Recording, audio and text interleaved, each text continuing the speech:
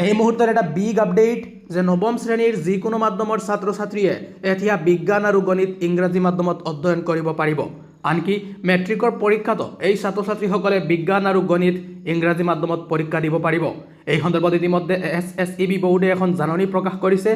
যিহেতু বহু ছাত্ৰ ছাত্ৰী আৰু শিক্ষক সমাজৰ মাজত এটা কনফিউজন আছিলে যে অষ্টম শ্ৰেণীলৈকে যিসকল ছাত্ৰ ছাত্ৰীয়ে বিজ্ঞান আৰু গণিত ইংৰাজী মাধ্যমত অধ্যয়ন কৰিছিল, এই ছাত্ৰ ছাত্ৰীসকলে এতিয়া নৱম শ্ৰেণীত বিজ্ঞান আৰু গণিত ইংৰাজী মাধ্যমত অধ্যয়ন কৰিব পাৰিবনে? সবিস্তাৰে আপোনালোকক জনাব বিচাৰোঁ। ভিডিঅ'টো একেবাৰে শেষলৈ চাই থাকিব। যদি চেনেলত প্ৰথমবাৰৰ বাবে আহিছে তেনেহ'লে ছাবস্ক্ৰাইব কৰি ৰাখিব, আৰু যদি ভিডিঅ'টো ফেচবুকত চাই আছে তেনেহ'লে পেজটো ফ'ল' কৰি ৰাখিবলৈ নাপাহৰিব। এতিয়া আপোনালোকে স্ক্ৰীনত প্ৰত্যক্ষ কৰিছে SSEB বোৰ্ডৰ পৰা এই সন্দৰ্ভত প্ৰকাশ কৰা অফিচিয়েল জাননীখন, য'ত উল্লেখ আছে it is for information of all institution affiliated under the Assam state school education board division 1। ইয়াতে মুঠ 3টা পইণ্ট দিয়া আছে। মই আপোনালোকক এটা এটাকৈ পইণ্ট বুজাই দিবলৈ চেষ্টা কৰিম। প্ৰথম পইণ্টত কোৱা হৈছে there is no' bar for student of class 9 to study general maths and general science in English medium even if he or she studying remaining subject in other medium provided the school has the facility to teach these two subject in English medium. তো প্ৰথম পইণ্টত কোৱা হৈছে নৱম শ্ৰেণীৰ শিক্ষাৰ্থীসকলে ইংৰাজী মাধ্যমত সাধাৰণ গণিত আৰু সাধাৰণ বিজ্ঞান অধ্যয়ন কৰাৰ ক্ষেত্ৰত কোনো বাধা নাই। আনকি তেওঁলোকে যদি বাকী থকা বিষয়সমূহ অন্য মাধ্যমত পঢ়ি আছে, তথাপিও তেওঁলোকে যদি বিচাৰে এই দুটা বিষয় বিজ্ঞান আৰু গণিত ইংৰাজী মাধ্যমত অধ্যয়ন কৰিব পাৰিব।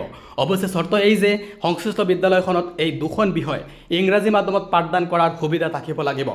2 নম্বৰ পইণ্টত কোৱা হৈছে as the registration process of class 9 is almost complete for the academic session 2026-27 no change is required in the registration process or in the registration card of such student of other medium who opt to study general maths and general science in English medium. The mention of any medium for a student during registration of class 9 will not be a problem in future. অৰ্থাৎ 2 number পইণ্টত কোৱা হৈছে যিহেতু 2026-27 শিক্ষাবৰ্ষৰ বাবে নৱম শ্ৰেণীৰ registration প্ৰক্ৰিয়া প্ৰায় সম্পূৰ্ণ হৈ উঠিছে, সেয়েহে অন্য মাধ্যমৰ যিসকল শিক্ষাৰ্থীয়ে ইংৰাজী মাধ্যমত সাধাৰণ গণিত আৰু সাধাৰণ বিজ্ঞান পঢ়িবলৈ ইচ্ছা প্ৰকাশ কৰিছে, তেওঁলোকৰ ৰেজিষ্ট্ৰেশ্যন প্ৰক্ৰিয়া বা ৰেজিষ্ট্ৰেশ্যন কাৰ্ডত কোনো সাল সলনিৰ প্ৰয়োজন নাই। পঞ্জীয়নৰ সময়ত শিক্ষাৰ্থীৰ বাবে যিকোনো মাধ্যমৰ উল্লেখ থকাটোৱে ভৱিষ্যতত কোনো সমস্যাৰ সৃষ্টি নকৰে। আৰু লাষ্ট যেটো পইণ্ট 3 নম্বৰ পইণ্ট এইটোত কোৱা হৈছে when such student will be eligible for appearing the HSLC examination their subject wise medium will be captured for proper evaluation of answer script। অৰ্থাৎ 3 নম্বৰ পইণ্টত কোৱা হৈছে যেতিয়া এনে শিক্ষাৰ্থীসকলে HSLC বা মেট্ৰিক পৰীক্ষাত অৱতীৰ্ণ হোৱাৰ বাবে যোগ্য হ'ব, তেতিয়া উত্তৰ বহীৰ সঠিক মূল্যায়নৰ বাবে তেওঁলোকৰ বিষয়ভিত্তিক মাধ্যম গ্ৰহণ কৰা হ'ব।